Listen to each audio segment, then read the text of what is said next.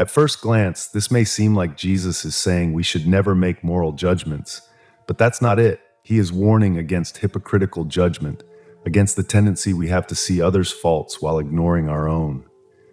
Jesus illustrates this with a vivid image.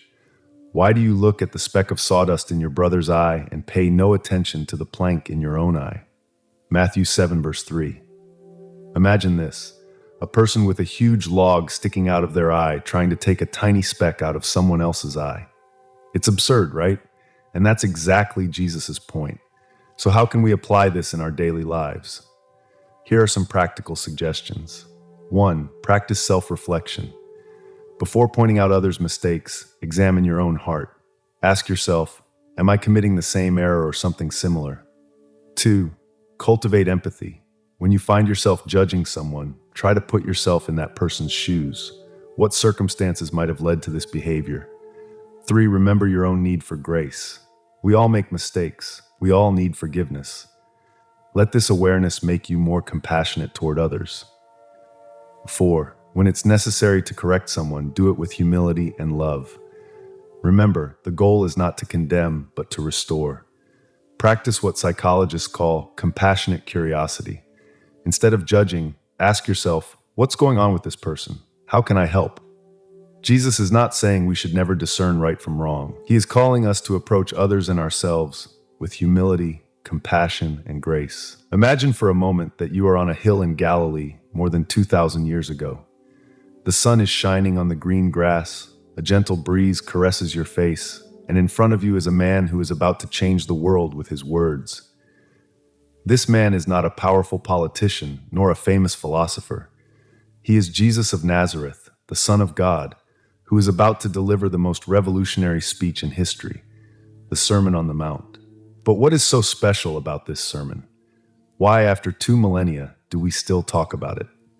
Brothers and sisters, get ready for a journey that will change your perspective forever. In the next few minutes, we are going to dive into the most impactful teachings the world has ever known, teachings that challenged empires, transformed hearts, and continue to be as relevant today as the day they were spoken. Blessed are the poor in spirit, for theirs is the kingdom of heaven. With these words, Jesus began to turn the world upside down. What does it really mean to be poor in spirit?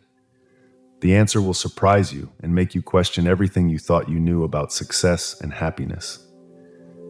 Now you might be thinking, all right, it sounds interesting, but why should I care about a sermon delivered 2,000 years ago? It's a valid question, so let me explain why the Sermon on the Mount is not just an old speech, but a revolution that is still alive today. Imagine for a moment a world where forgiveness replaces revenge, where compassion triumphs over selfishness, where love conquers hate. It seems like an impossible dream, right? Well, that's exactly the kind of world Jesus was proposing in the Sermon on the Mount. And not only did he propose it, but he also gave us the tools to make it a reality. In a world torn apart by conflicts, divisions, and hatred, the teachings of the Sermon on the Mount offer a radical alternative, a way of living that can heal broken relationships, bring peace to seemingly hopeless situations, and transform entire communities. We are not talking about abstract theories, but practical principles that have changed millions of lives throughout history. You have heard that it was said, eye for eye and tooth for tooth. But I tell you, do not resist an evil person. With these words, Jesus was not just teaching, he was challenging the entire value system of his time and ours. He was proposing a completely new way of relating to one another and to God. Let's dive into the heart of the Sermon on the Mount. It all begins in Matthew 5:1-2. Now when Jesus saw the crowds, he went up on a mountainside and sat down. His disciples came to him, and he began to teach them. Imagine the scene, a diverse crowd eager to listen, and Jesus sitting like a teacher about to share truths that would shake the world. The sermon begins with the Beatitudes, a series of statements that start with blessed or happy. But don't be fooled. These are not just motivational phrases. They are a radical redefinition of what it means to be truly blessed or happy. Blessed are the poor in spirit, for theirs is the kingdom of heaven. Matthew 5:3. Wait, the poor in spirit? This goes against everything the world tells us about success and happiness. It's not about being materially poor, but recognizing our spiritual need. It's admitting that we don't have all the answers and that we need God. This is the first step to experiencing the kingdom of heaven, not in a distant future, but here and now. Jesus continues, "Blessed are those who mourn, for they will be comforted." Matthew 5, verse 4. In a world that tells us we must always be happy, that we must quickly get over our losses, Jesus validates our pain. He tells us it's okay to mourn, that grieving is part of life, and he promises comfort. It's not an invitation to pessimism, but a recognition that pain is part of the human experience and that God is with us in our suffering. As we continue through the Beatitudes, we find this gem. Blessed are the meek, for they will inherit the earth. Matthew 5, verse 5. Wait a minute, the meek will inherit the earth? In a world that celebrates the aggressive and the assertive, this sounds like madness. But Jesus is directly challenging the survival of the fittest mentality. Meekness is not weakness, it's strength under control. It's the ability to respond with love even when treated unjustly. It's having the power to strike back, but choosing not to. It's like a powerful horse that has been tamed, all that strength and power under control. And then comes this: blessed are those who hunger and thirst for righteousness, for they will be filled. Matthew 5, verse 6. Jesus is not talking about a casual desire for things to be better. He is talking about a deep yearning like physical hunger and thirst. It's a call to action. It's not enough to wish for change. We must actively work for a more just world. But Jesus doesn't stop there. He says, "Blessed are the merciful, for they will be shown mercy." Matthew 5, verse 7. In a world that often cries out for revenge, that delights in seeing the mighty fall, Jesus invites us to choose compassion. Mercy is not just a feeling, it's an action. It's choosing to forgive when we have every right to hold a grudge. And here comes one of my favorites. Blessed are the pure in heart, for they will see God. Matthew 5, verse 8. This goes beyond external appearances. Jesus is talking about integrity, being the same person in public and in private.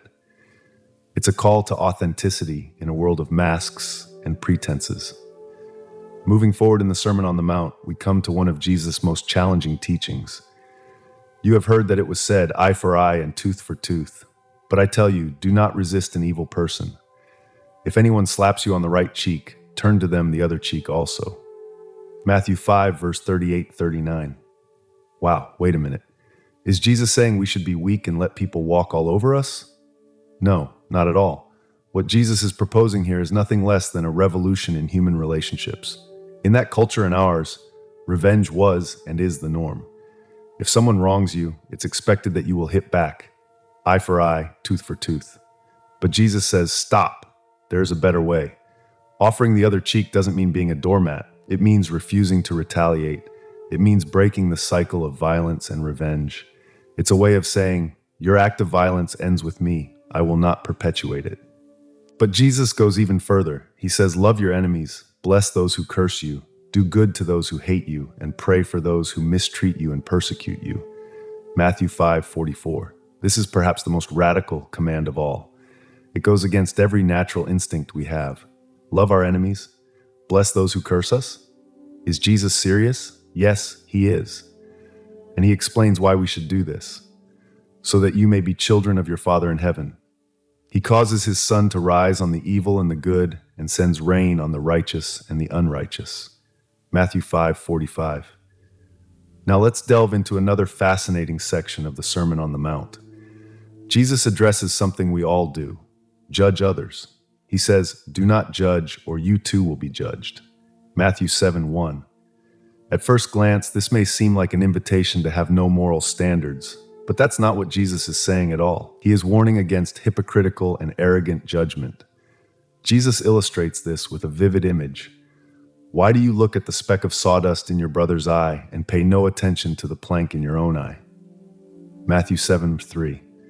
Imagine for a moment someone with a huge log sticking out of their eye, leaning in to pick a tiny speck out of someone else's eye. It's absurd, right? And that's exactly the point. Jesus is using humor to make a powerful point. It's not about never seeing others' faults. It's about starting by examining our own hearts first. It's about approaching others with humility and compassion, not with a superior moral attitude. Jesus continues with one of his most well-known teachings. So in everything, do to others what you would have them do to you, for this sums up the law and the prophets. Matthew 7:12. This is the famous golden rule, and it is revolutionary in its simplicity. It doesn't say, don't do to others what you don't want them to do to you, which is easier because it only requires us to refrain from harmful actions. Instead, it challenges us to take the initiative to do good. It's an invitation to active empathy, to put ourselves in the other person's shoes and ask, how would I like to be treated in this situation? And then act accordingly. Now let's move on to a section of the Sermon on the Mount that addresses a topic we all face, anxiety. Jesus says, therefore I tell you, do not worry about your life, what you will eat or drink, or about your body, what you will wear. Matthew 6:25. Before you think Jesus is promoting irresponsibility, let me explain. Jesus is not saying we shouldn't plan or work. He is addressing the paralyzing anxiety that can consume our lives. He uses beautiful examples from nature to illustrate his point. Look at the birds of the air. They do not sow or reap or store away in barns, and yet your heavenly Father feeds them. Are you not much more valuable than they? Matthew 6:26.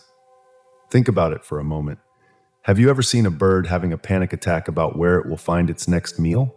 Of course not. They simply trust that there will be food and go in search of it. Jesus continues, and why do you worry about clothes?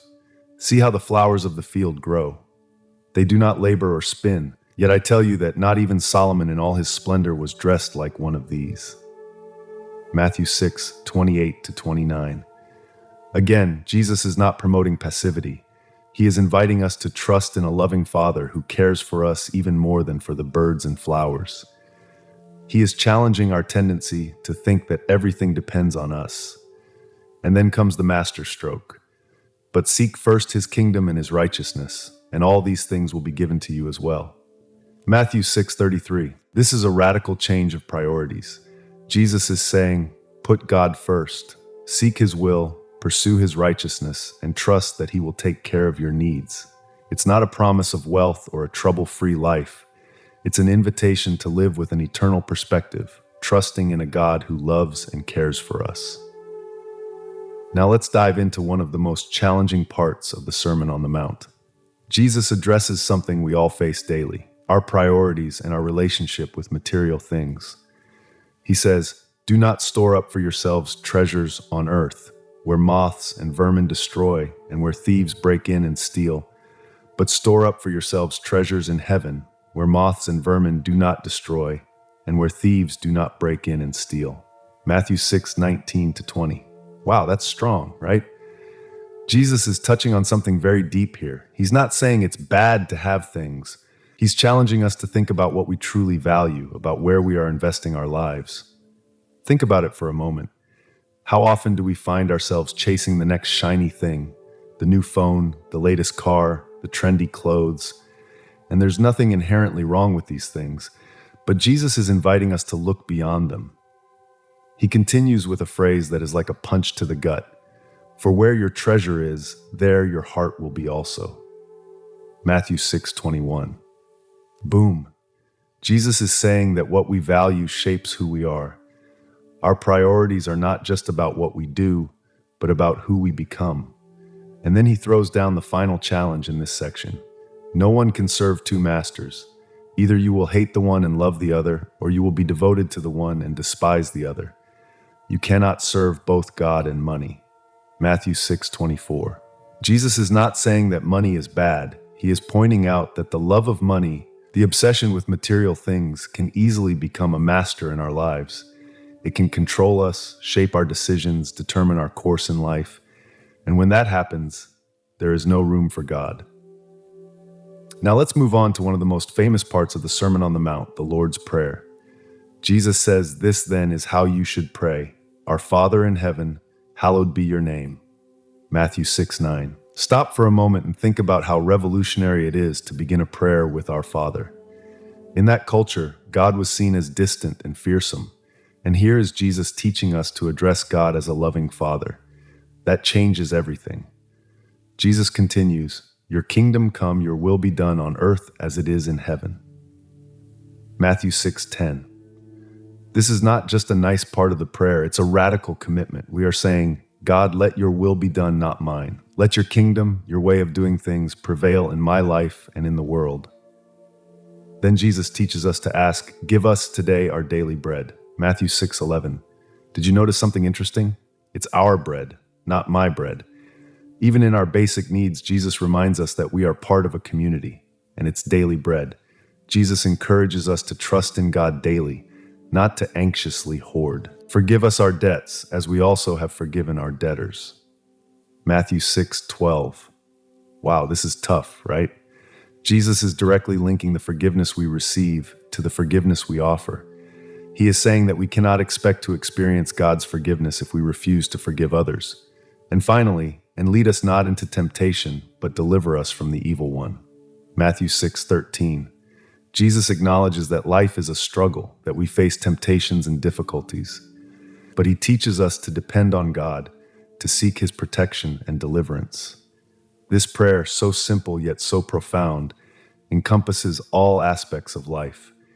It's a model not just of how to pray, but of how to live.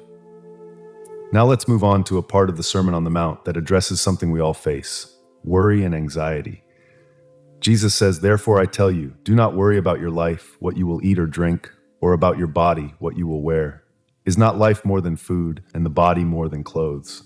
Matthew 6:25. That's quite a challenge, isn't it? We live in a world full of things to worry about, bills to pay, deadlines to meet, relationships to manage. And here is Jesus telling us not to worry. How is that possible? But note that Jesus is not promoting irresponsibility. He's not saying we shouldn't plan or work. He is addressing the paralyzing anxiety that can consume our lives. Jesus uses beautiful examples from nature to illustrate his point.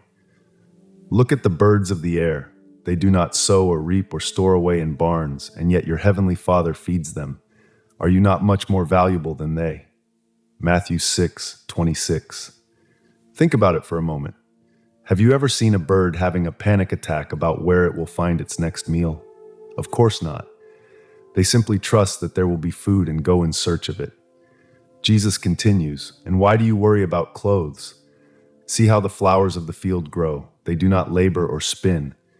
Yet I tell you that not even Solomon in all his splendor was dressed like one of these. Matthew 6:28-29. Again, Jesus is not promoting passivity. He is inviting us to trust in a loving Father who cares for us even more than for the birds and flowers. He is challenging our tendency to think that everything depends on us. And then comes the powerful conclusion. But seek first his kingdom and his righteousness, and all these things will be given to you as well. Matthew 6:33. This is a radical change of priorities. Jesus is saying, put God first, seek his will, pursue his righteousness, and trust that he will take care of your needs. It's not a promise of wealth or a trouble-free life. It's an invitation to live with an eternal perspective, trusting in a God who loves and cares for us. We are nearing the end of the Sermon on the Mount, and Jesus concludes with a powerful analogy. He says, therefore, everyone who hears these words of mine and puts them into practice is like a wise man who built his house on the rock. The rain came down, the streams rose, and the winds blew and beat against that house, yet it did not fall because it had its foundation on the rock. Matthew 7:24-25. That image is incredible, isn't it? Jesus is comparing his teachings to a solid foundation. He is saying that living according to his words gives us stability and strength to face the storms of life. But notice that Jesus does not say, everyone who hears these words of mine and agrees with them, or everyone who memorizes these words of mine. He says, everyone who hears these words of mine and puts them into practice. The emphasis is on action, on the practical application of these teachings in our lives. Jesus continues with the contrast. But everyone who hears these words of mine and does not put them into practice is like a foolish man who built his house on sand. The rain came down, the streams rose, and the winds blew and beat against that house, and it fell with a great crash. Matthew 7:26-27. The message is clear. It's not enough to just hear or know Jesus' teachings. We need to live them, apply them in our daily lives, in our decisions, in our relationships. And note that in both cases, the storm comes. Jesus does not promise a life without difficulties for those who follow his teachings. The difference is in the ability to remain firm in the midst of the storms. This conclusion to the Sermon on the Mount is a call to action. It's Jesus saying, don't just be hearers, be doers. Live these truths, let them shape who you are and how you live. And so we end our journey through the Sermon on the Mount. We began with the Beatitudes, which overturned our notions of happiness and success. We explored teachings on forgiveness, love for enemies, prayer, judgment, anxiety, and more. But the question remains, what will we do with all this? How will we allow these words to transform our lives? How will we build our lives on this solid rock? The challenge is given, the choice is ours. Let us not only listen, but also practice. Not only know, but also live. For that is where the truly transformative power of the Sermon on the Mount lies. Now let's take a step back and look at the big picture. The Sermon on the Mount is not just a set of rules or moral principles. It's an invitation to a completely new way of life. Jesus is calling us to a revolution of the heart. Think about the contrast between what Jesus teaches and the values of the world around us. The world says, eye for eye, tooth for tooth. Jesus says, turn the other cheek. The world says, love your friends and hate your enemies. Jesus says, love your enemies. The world says, accumulate wealth. Jesus says, store up treasures in heaven. It's as if Jesus is telling us there is a different way to live, a way that may seem foolish to the world, but is actually the path to true life, true freedom, true peace. But make no mistake, living this way is not easy. It's a daily challenge. It's swimming against the current. It's choosing love when it would be easier to choose hate. It's choosing forgiveness when it would be easier to seek revenge. It's choosing generosity when it would be easier to be selfish. Yet Jesus promises that this path, as difficult as it may be, leads to abundant life. He says, enter through the narrow gate, for wide is the gate and broad is the road that leads to destruction, and many enter through it. But small is the gate and narrow the road that leads to life, and only a few find it. Matthew 7:13-14. This is the heart of the Sermon on the Mount, a call to a different life, a transformed life, a life that reflects the character of God. It's an invitation to be salt and light in a world that often seems tasteless and dark. Now let's delve into how we can apply these teachings in our daily lives. Take, for example, Jesus' teaching on loving our enemies. He says, love your enemies and pray for those who persecute you. Matthew 5:44. It sounds impossible, right? Love our enemies, pray for those who persecute us. But what if we start small? What if the next time someone irritates us in traffic, instead of cursing or making rude gestures, we say a brief prayer for that person? Lord, bless that driver. Maybe they're having a tough day. Or think about the workplace. Maybe there's a colleague who always seems to be trying to sabotage you. What if, instead of retaliating, you decide to do something kind for that person? Maybe offer help on a project or simply greet them with a sincere smile.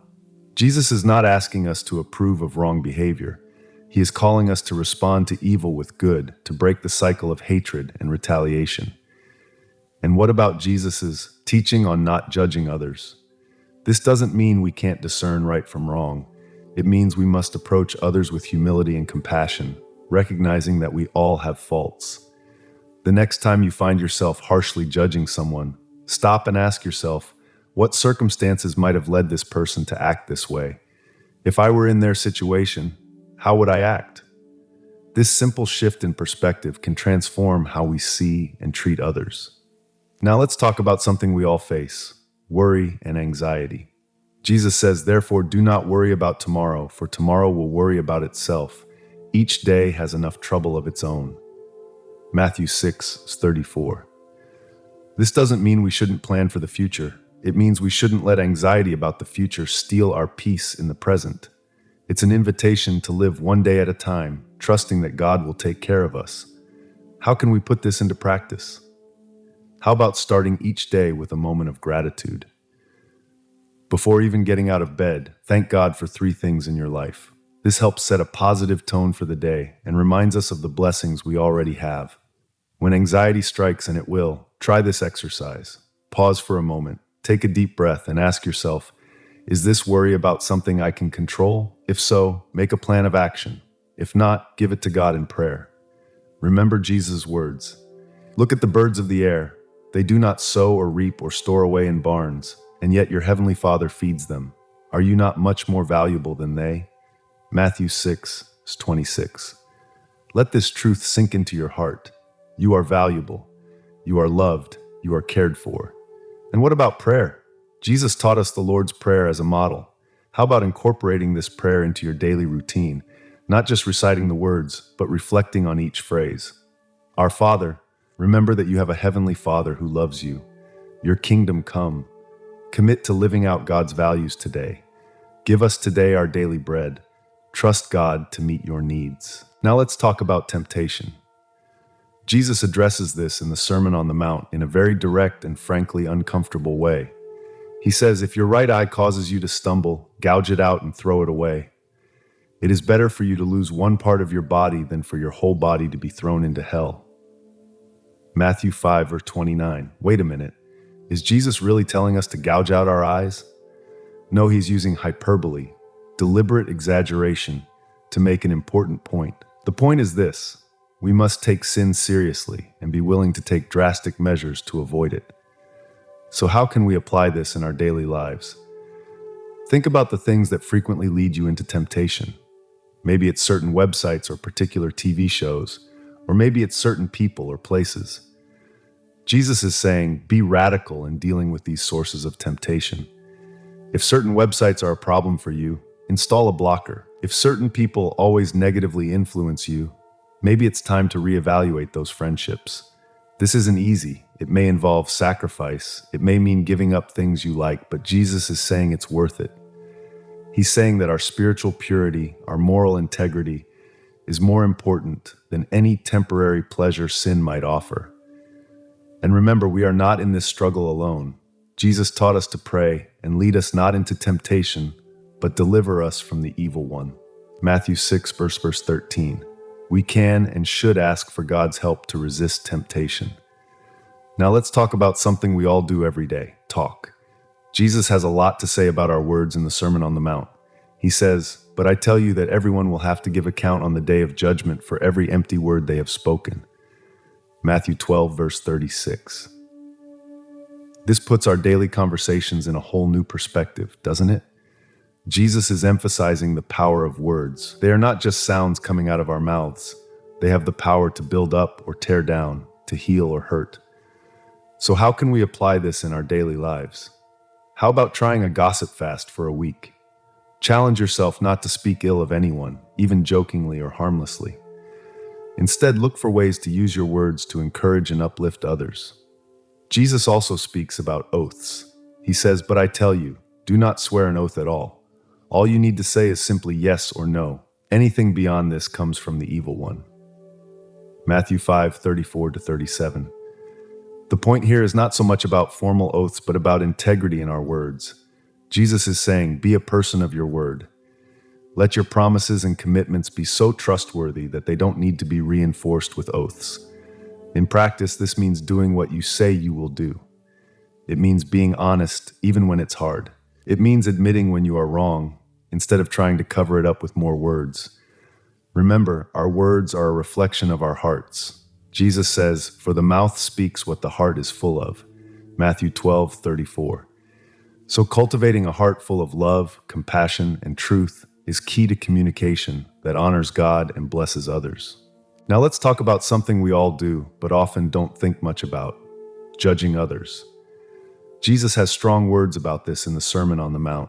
He says, do not judge, or you too will be judged. For in the same way you judge others, you will be judged, and with the measure you use, it will be measured to you. Matthew 7:1-2. At first glance, this may seem like Jesus is saying we should never make moral judgments, but that's not it. He is warning against hypocritical judgment, against the tendency we have to see others' faults while ignoring our own. Jesus illustrates this with a vivid image. Why do you look at the speck of sawdust in your brother's eye and pay no attention to the plank in your own eye? Matthew 7, verse 3. Imagine this. A person with a huge log sticking out of their eye, trying to take a tiny speck out of someone else's eye. It's absurd, right? And that's exactly Jesus' point. So how can we apply this in our daily lives? Here are some practical suggestions. 1. Practice self-reflection. Before pointing out others' mistakes, examine your own heart. Ask yourself, am I committing the same error or something similar? 2. Cultivate empathy. When you find yourself judging someone, try to put yourself in that person's shoes. What circumstances might have led to this behavior? 3. Remember your own need for grace. We all make mistakes. We all need forgiveness. Let this awareness make you more compassionate toward others. 4. When it's necessary to correct someone, do it with humility and love. Remember, the goal is not to condemn, but to restore. Practice what psychologists call compassionate curiosity. Instead of judging, ask yourself, what's going on with this person? How can I help? Jesus is not saying we should never discern right from wrong. He is calling us to approach others and ourselves with humility, compassion, and grace.